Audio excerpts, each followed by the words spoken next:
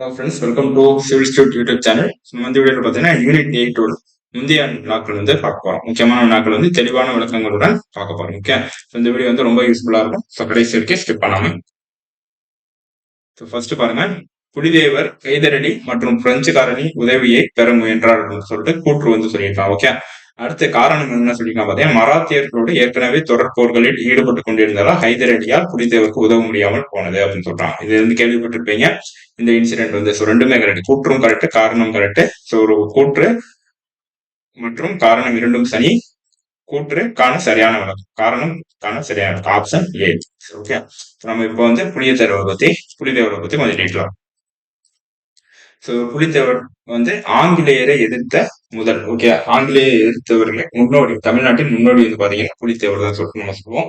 So இவர் நெற்கட்டும் சேவல் அப்படின்னு சொல்லிட்டு ஒரு பாளையத்தினோட பாளையக்காரரா நெற்கட்டும் சேவல் அப்படின்னு சொல்லிட்டு ஒரு இடத்துக்கு பாளையக்காரரா புலித்தேவர் இருப்பாரு.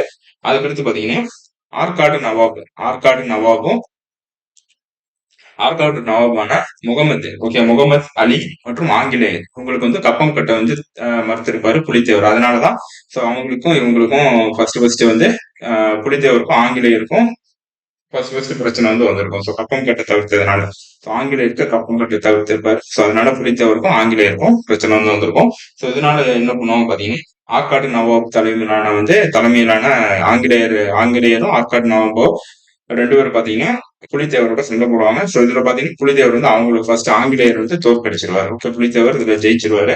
அதுக்கடுத்து பாத்தீங்கன்னா 1789 யூசப் கான் தலைமையில ஆங்கிலேயர் யூசப் கான் தலைமையில ஆங்கிலேயர் புலித்தேவரோட போருக்கு போவாங்க. சோ இதுல பாத்தீங்கன்னா புலித்தேவர் தோற்கடிச்சிருவாங்க. யூசப் கான் தலைமையிலான இந்த தலைமையிலான குரூப் பாத்தீங்கன்னா தோற்கடிச்சிருவாங்க புலித்தேவர். ஓகே, அதனால 1961 ஆங்கிலேயர் நெற்கட்டும் சேவலை கைப்பற்றிடுவாங்க. ஓகே, திருப்பி 1964 புலித்தேவர் நெற்கட்டும் சேவலை திருப்பி அவரை வாங்கிடுவாரு. அதுக்கடுத்து பார்த்தா 1967 கேப்டன் கேம்பல் அப்படின்னு சொல்லிட்டு ஒருத்தர் புலித்தேவரை தோற்கடிச்சிருவாரு. ஓகே, கேப்டன் கேம்பல் ஜெயிச்சிருவாரு, புலித்தேவர் தோத்துருவாரு. ஸோ அப்போ ரெண்டு இடத்துல புலித்தேவர் ஒரு இடத்துல ஃபர்ஸ்ட் ஜெயிச்சிருவாரு, புலித்தேவர் ஜெயிச்சிருவார். கடைசியில கேப்டன் கேம்பலோட சண்டை கொடுக்கும் புலித்தேவர் 1967 தோத்துருவாரு. ஓகே, புலித்தேவர் தோத்துருவார். ஆங்கிலேயர் இந்த இடத்துல ஜெயிச்சுட்டு நெற்கட்டும் சேவலை திருப்பி அவங்க கைப்பற்றிடுவாங்க. 1967 கடைசியா புலித்தேவர் தோற்கடிக்கப்படுவார். ஓகே, சோ இதுதான் புலித்தேவரை பத்தி முக்கியமான ஒரு இன்ஃபர்மேஷன். ஸோ புலித்தேவர்ன்றது ஒரு முக்கியமான ஒரு நபர். இவரை பத்தி கண்டிப்பா அடிக்கடி கொஸ்டின் கேட்டுட்டு இருக்காங்க யூனிட் 8. ஓகே, அடுத்து பாருங்க செகண்ட் ஒன். பாலை நிலமானது குடியிருக்கத்தக்க நிலப்பரப்பாகும் சொல்றாங்க. அடுத்து பாலை நிலத்து மக்கள் விலங்குகளை வளர்த்தனன்னு சொல்றாங்க. ஓகே, சோ அப்ப ஏ கரெக்ட், கரெக்ட், ஆர் ஃபால்ஸ், காரணம் தவறு. ஓகே, ஏ கூற்று கரெக்ட், காரணம் தவறு. சோ பாலை நிலத்து மக்கள் விலங்குகளை வளர்க்க சொல்றாங்க. பாலை நிலத்து மக்கள் என்ன பண்ணுவாங்க, கொள்ளையடிப்பா. இவங்களுக்கு தேவன் பாத்தீங்கன்னா கொற்றவை. ஓகே, கொற்றவை அதாவது நிலத்தை 5 பிடிப்போம். குறிஞ்சி, முல்லை, மருதம், நெய்தல், பாலை அப்படின்னு சொல்லிட்டு 5 பிரிப்போம். சோ இதுல குறிஞ்சி நில மக்கள் பாத்தீங்கன்னா மலைப்பகுதியை சேர்ந்தவங்க, முல்லை நில மக்கள் காடு பகுதி, மருதம் வயல் பகுதி, நெய்தல் கடல் பகுதி, பாலை வன மக்கள். ஓகே, பாலை வன மக்கள் இவங்க கொள்ளை அந்த சம்பந்தப்பட்டதான் வேலை பார்ப்பாங்க, கொள்ளையடிப்பாங்க. ஓகே, இவங்களோட தெய்வம் கொற்றவை. இந்த கொற்றவையை கும்பிட்டுதான் கொள்ளையடிக்க போவோம். ஓகே, சோ இந்த குறிஞ்சி, முல்லை, மருதம், நெய்தல், பாலையை பத்தி அடிக்கடி கொஸ்டின் வரும், எதுவுமே பார்த்தோம். அடுத்து நீதி கட்சியை பொறுத்தமட்டில் எந்த கூற்றுலாம் சரியானவை கேட்கிறாங்க. ஓகே, நீதி கட்சியை பொறுத்தமட்டில் 4 கூற்று கொடுத்துருவோம். இதுல கரெக்ட் சரியானவை கேட்கிறாங்க. ஓகே, ஃபர்ஸ்ட் பாருங்க, நீதி கட்சி சமயங்களுக்கான மானியங்களில் நடைபெறக்கூடிய ஊழலை முடிவுக்கு கொண்டு வர முற்பட்டது. இது காமனான ஸ்டேட்மெண்ட். அது எல்லா கட்சியும் அரசியல் கட்சி. கரெக்டா. செகண்ட் ஸ்டேட்மெண்ட் பாருங்க, பின்தங்கிய வகுப்பினருக்கு கட்டண சலுகையில் தொடக்க கல்வியை நீடித்ததுன்னு சொல்றாங்க. ஓகே, தொடக்க கல்வியை நீடித்தது சொல்லிட்டு சொல்றாங்க. அடுத்து ப்ரொவைடட் கிரெடிட் டு சிறு தொழில்களுக்கு கடன் வழங்கியதுன்னு சொல்லிட்டு சொல்றாங்க. சிறு தொழில்களுக்கு கடன் வழங்கியது. ஸோ இதுவும் கரெக்ட் தான். அடுத்து முஸ்லீம், இது தப்பு. சிறு தொழிலுக்கு கடன் வழங்கியது தப்பு. முஸ்லீமுக்கான தனி ஒதுக்கீடை கோரியது தப்பு. ஓகே, முஸ்லீமுக்கான அவங்க எதுவுமே பண்ணியிருப்பாங்க, நான் பிராமின்ஸுங்க பிராமணன் இது பண்ணியிருப்போம், முஸ்லீமுக்கும் சம்பந்தம் இல்லை. ஓகே, அப்போ 1, 2 கரெக்ட், 3, 4 தப்பு. இதுக்கு ஆன்சர் பாத்தீங்கன்னா 1, 2. Okay, 1, 2 correct. ஸோ அப்ப நீதி கட்சியை பத்தி நம்ம பார்க்கலாம். ஓகே, நீதி கட்சி வந்து 1916 தென்னிந்திய நல கூட்டமைப்புன்னு சொல்லிட்டு ஒரு கூட்டமைப்பை டி.எம். நாயர், நாயர், அதுக்கடுத்து பாத்தீங்கன்னா நடேசனார், அதுக்கடுத்து பாத்தீங்கன்னா தியாகராய ரெட்டி. ஸோ இவங்க 3 பேர் சேர்ந்து 1916 சவுத் இந்தியா லிபரல் ஃபெடரேஷன் சொல்லக்கூடிய தென்னிந்திய நல கூட்டமைப்பு வந்து 1916 வந்து ஸ்டார்ட் பண்ணுவாங்க. அதுக்கடுத்து பாத்தீங்கன்னா அந்த தென்னிந்திய நல கூட்டமைப்பு பிற்காலத்துல நீதி கட்சி அப்படின்னு சொல்லிட்டு பேர் மாறும். ஸோ அதுக்கடுத்து பார்த்தா 1919 மாண்புமிகு சமஸ்படி சீர்திருத்தம் வந்து கொண்டு வருவாங்க. அதுல இரட்டை ஆட்சி முறை வந்து சொல்லியிருப்பாங்க. ஸோ அந்த இரட்டை ஆட்சி முறைப்படி நீதிக்கட்சி வந்து 1920 தேர்தல் நடக்கும். அந்த தேர்தலில் வென்றுட்டு பி. சுப்புராயலு அப்படின்னு சொல்லிட்டு அவர் வந்து சீஃப் மினிஸ்டர் வந்து ஃபர்ஸ்ட் நீதிக்கட்சி சீஃப் மினிஸ்டர் வந்து வருவாரு 1920. ஓகே. அதுக்கடுத்து பாத்தீங்கன்னா 1921 1921 இருந்து 37 வரைக்கும் நீதிக்கட்சி வந்து இதுல இருக்கும். நீதிக்கட்சி வந்து அவங்க வந்து இருப்பாங்க 1921 இருந்து 37 வரைக்கும். 37க்கு அப்புறம் காங்கிரஸ் வந்து வந்துடும். ஓகே. அப்ப 1921 இருந்து 37 வரைக்கும் நீதிக்கட்சி ஆட்சியில் வந்து இருப்பாங்க. ஸோ அப்ப நிறைய நலத்திட்டம் வந்து கொண்டு வந்திருப்பாங்க. ஸோ இதுல முஸ்லீம்களுக்கு தனி ஒதுக்கீட்டை கோரியிருக்க மாட்டாங்க. சிறுதொழில் கடன் வாங்கிடும். ஓகே. இது வந்து பார்த்தோம். அடுத்த 4 வேலுநாச்சியார் இந்தியாவின் ஜோன் ஆஃப் ஆர்க் என்று அழைக்கப்படுகிறார் சொல்றாங்க. அடுத்து அவர் மிகச்சிறந்த வீரமிக்கவராக ஆங்கில அரசுக்கு எதிராக போரிட்டார் சொல்றாங்க. ஓகே. ரெண்டுமே கரெக்ட் தான். ஸோ அப்ப இது பார்த்துக்கோங்க. ஜோன் ஆஃப் ஆர்க் என்று அழைக்கப்பட்ட யாருன்னு வேலுநாச்சியார். ஸோ இது அடிக்கடி கேட்பாங்க. ஆப்ஷன் பி வந்து கரெக்ட் தான். அப்ப வேலுநாச்சியார் பத்தி பாருங்க. வேலுநாச்சியார் பத்தி சிவகங்கையின் ராணி.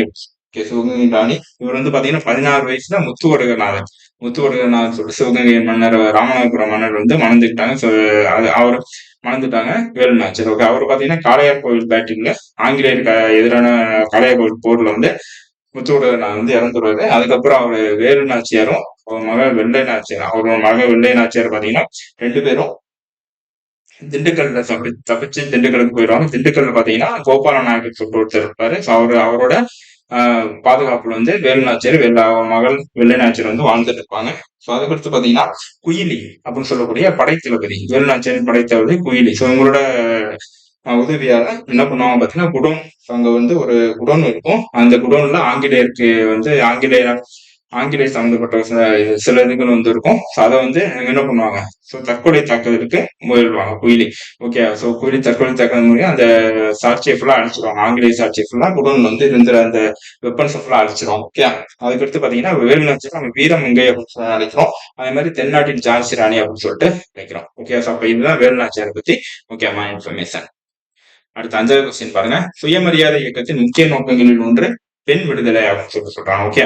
அடுத்து பெண்கள் தங்கள் கருத்துக்களை பகிர்ந்து கொள்ள இந்த இயக்கம் ஒரு இடத்தை வழங்கியது. ஸோ ரெண்டுமே கரெக்ட் தான். ஏன்டா correct, R is correct explanation of A. Okay. காரணம் கரெக்ட் தான். ஓகே. அப்ப செல்ஃப் ரெஸ்பெக்ட் மூவ்மெண்ட் பத்தி பார்த்து சுயமரியாதை இயக்கம் ஆரம்பித்தவர் யாரு? பெரியார். பெரியார் வந்து ஆரம்பிச்சிருப்பாரு. 1925 ஆரம்பிச்சிருப்பாரு. எதுக்கு சுயமரியாதை இயக்கம் வந்து எதுக்கு ஆரம்பிச்சிருப்பாரு பாத்தீங்கன்னா காங்கிரஸ்ல வந்து இடஒதுக்கீடு வகுப்பு வாரி தீர்மானத்தை வந்து காங்கிரஸ் வந்து வைப்பார். காங்கிரஸ் வந்து ஏற்க மறுத்துரும். ஸோ காங்கிரஸ் வந்து வெளியே வந்து 1925 சுயமரியாதை இயக்கம் வந்து ஆரம்பிப்பாரு. அதுக்கடுத்து சுயமரியாதை இயக்கத்தின் அதிகாரப்பூர்வ செய்தித்தாள் பாத்தீங்கன்னா குடியரசு. குடியரசு 1925 ஆரம்பிச்சிருப்பாரு. இதுதான் சுயமரியாதை இயக்கத்தின் அதிகாரப்பூர்வ செய்தித்தாள். ஓகே. சுயமரியாதை இயக்கம் 1925 இருந்து 1931 வரைக்கும் ஆக்டிவா இருந்திருக்கும். ஓகே. 1931 வரைக்கும். ஸோ இப்போ 1925 முதல் மாநாடு, சுயமரியாதை இயக்கத்தின் முதல் மாநாடு வந்து செங்கல்பட்டுல வந்து நடந்திருக்கும். யாரும் பாத்தீங்கன்னா தலைமையில WPA சவுந்தரபாண்டியன் தலைமையில் நடக்கும். WPA சவுந்தரபாண்டியன் தலைமையில் செங்கல்பட்டுல 1925 சுயமரியாதை இயக்கத்தின் முதல் மாநாடு நடந்திருக்கும். 1925 பெரியார் வந்து தொடங்கி இருப்பாரு. ஸோ இது எல்லாமே பார்த்துக்கோம். குடியரசு வந்து இந்த சுயமரியாதை இயக்கத்தை அதிகாரம் செய்தித்தான். அடுத்து ஆசாரக்கோவையின் நூலின் ஆசிரியர் யாருன்னு கேட்கிறாங்க. ஆசாரக்கோவையின் ஆசிரியர் பாத்தீங்கன்னா பெருவாயின் முல்லையா தான் ஆசாரக்கோவையின் ஆசிரியர். ஒவ்வொரு நூல் ஆசிரியர் வந்து கேட்பாங்க. ஸோ நீங்க ஜென்ரல் தமிழ் படிச்சவங்களா இருந்தா இது வந்து தெரிஞ்சுக்கோங்க உங்களுக்கு. ஓகே. அடுத்து விஓசி பத்தி வஉசி பத்தி ஒரு கொஸ்டின் வந்து கேட்கறாங்க. சுதேசி கப்பல் நிறுவனத்தை வஉ சிதம்பரம் நிறுவிய ஆண்டு எதுன்னு கேட்கறாங்க. 1906 இதுக்கு ஆன்சர். ஓகே. அப்ப வஉசியை பத்தி பார்த்துக்கலாம். வஉசி வந்து 1905 தான் இந்தியாவின் தேசிய இயக்கத்துல வந்து சேர்ந்திருப்பாரு. அடுத்த வருஷம் 1960 பாத்தீங்கன்னா சுதேசி நீராவி கப்பல். ஓகே, சுதேசி நீராவி கப்பல் நிறுவனம் வந்து ஆரம்பிச்சிருப்பாரு. சுதேசி நீராவி கப்பல் நிறுவனத்தை ஆரம்பிச்சுட்டு 2 கப்பலை வாங்கியிருப்பாரு. ஒண்ணு வந்து காளியாவும் இன்னொன்னு வந்து லாவோ அப்படின்னு சொல்லிட்டு 2 கப்பலை வாங்கி தூத்துக்குடிக்கும் கொலம்போக்கும் நடுவில் வந்து இந்த 2 கப்பலை வந்து விடுவாரு. ஓகே, ஸோ அதுக்கடுத்து பாத்தீங்கன்னா 1908 Colombo coral mill strike. Okay, coral mill strike வந்து பார்ட்டிசிபேட் பண்ணியிருப்பாரு. தூத்துக்குடி நடந்திருக்குது 1908. அது இவர் வந்து பாத்தீங்கன்னா பாலகங்காதர திலகோட ஃபாலோவர். ஓகே, பாலகங்காதர திலகோட ஃபாலோவர், தீவிரமா பின்பற்றியவர், பாலகங்காதர திலகை தீவிரமா பின்பற்ற. அப்ப இவர் வந்து யாரு? தீவிரவாதிகளில் ஒருவர். ஸோ வ.உ.சி. சிதம்பரம் வந்து தீவிரவாதிகள் ஒருவர், பாலகங்காதர திலகை பின்பற்றியவர்.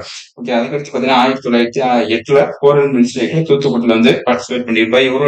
இவரோட நண்பர் யாரு? சுப்பிரமணிய சிவா. ஓகே, சுப்பிரமணிய சிவா. இவங்க 2 பேரும் சேர்ந்து ஜெயிலுக்கு வந்து போயிட்டு செக்கிலுக்கு சொல்லுவாங்க. ஸோ அங்கதான் அந்த ஜெயில தான் செக்கிலுக்கு சம்பளப்பட்டு வ.உ.சிக்கு பேர் வந்து வந்திருக்கும்.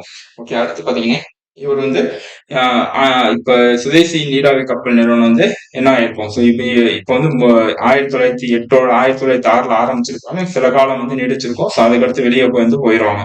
சுதேசி ஸ்டீம் நேவிகேஷன் வந்து ரொம்ப கொலாப்ஸ் ஆயிரும். ஸோ அதுக்கப்புறம் என்னன்னு பண்ணுவாங்க பாத்தீங்கன்னா பாரத மாதா அசோசியேஷன் அப்படின்னு சொல்லிட்டு ஒரு அசோசியேஷன் வந்து ஆரம்பிப்பாங்க. அந்த அசோசியேஷனோட முக்கியமான மெம்பர் யாருன்னு பாத்தீங்கன்னா நீலகண்ட பிரம்மச்சாரி. நீலகண்ட இவரோட பங்களிப்பு வந்து இந்த பாரத மாதா அசோசியேஷனுக்கு ரொம்ப இருக்கும். ரொம்ப இருக்கும். ஸோ இது வந்து பாத்துக்கோங்க. அப்ப 1905 வந்து உள்ள வராரு. 1906 சுதேசி நேவி கப்பல் வந்து கம்பெனி வந்து நீராவி கம்பெனி வந்து ஆரம்பிக்கிறாரு. அதுக்கடுத்து 2 கப்பலை வாங்குறாரு, காலியா லாபம். ஸோ அதை வந்து தூத்துக்குடி கொலம்போ நடுவில் ஓட்டுறாரு, விடுறாரு. அதுக்கடுத்து 1908 வந்து கோரல் மில் ஸ்ட்ரைக்ல வந்து பார்ட்டிசிபேட் பண்ணாரு. பாலகங்காதர பின்பற்றியவர் யாருன்னு பாத்தீங்கன்னா பி.ஓ.சி. ஓகே, அடுத்து அந்த சுதேசி நீராவி கப்பல் நிறுவனம் வந்து வெளியே போனதுக்கு அப்புறம் பாரத மாதா அசோசியேஷன் சொல்லிட்டு ஒரு ஆர்கனைசேஷன் ஆரம்பிக்கிறாங்க. இது ஒரு முக்கியமான நீலகண்ட. சரி, அடுத்து பெரியார் ராமசாமி எந்த ஆண்டு வந்து தலைவராக, நீதி கட்சியின் தலைவராக தேர்ந்தெடுக்கப்பட்டார் அப்படின்னு கேட்கிறாங்க. ஆன்சர் வந்து 1938. ஸோ இதுல பாத்தீங்கன்னா 1937 ஆண்டு ராஜாஜி வந்து ஆட்சியில் வந்து இருந்திருப்பாரு. ஓகே, ராஜாஜி ஆட்சியில் வந்து இருந்திருப்பாரு. ஸோ ஆட்சியில் இருந்திருப்போ பாத்தீங்கன்னா 1937 குலக்கல்வி திட்டம் சொல்லிட்டு ஒரு குலக்கல்வி திட்டம் சொல்லிட்டு ஒரு திட்டம் வந்து ஆரம்பிச்சிருப்பாங்க. அதை வந்து எதிர்த்து 1937 1937 இருந்து 39 வரைக்கும் இந்தி எதிர்ப்பு போராட்டம் வந்து நடக்கும். குலக்கல்வி அப்படின்னா என்னன்னா ஹிந்தி வந்து கட்டாயமாக்குறதுதான், இந்தியை வந்து கட்டாயமாக்குறதுதான் குலக்கல்வி திட்டம். ஓகே, 1937 இருந்து 39 வரைக்கும் நிறைய தலைவர்கள் வந்து போராடுவாங்க. அதுல பெரியார் வந்து ஜெயிலுக்கு போயிடுறாரு. அது ஜெயில இருக்கிறப்ப 1938 ஆண்டு நீதி கட்சியின் தலைவரை தேர்ந்தெடுக்கப்பட்டவர் தான் பெரியார். ஓகே, 1938. ஸோ அப்ப இதுதான் பேக்ரவுண்ட்.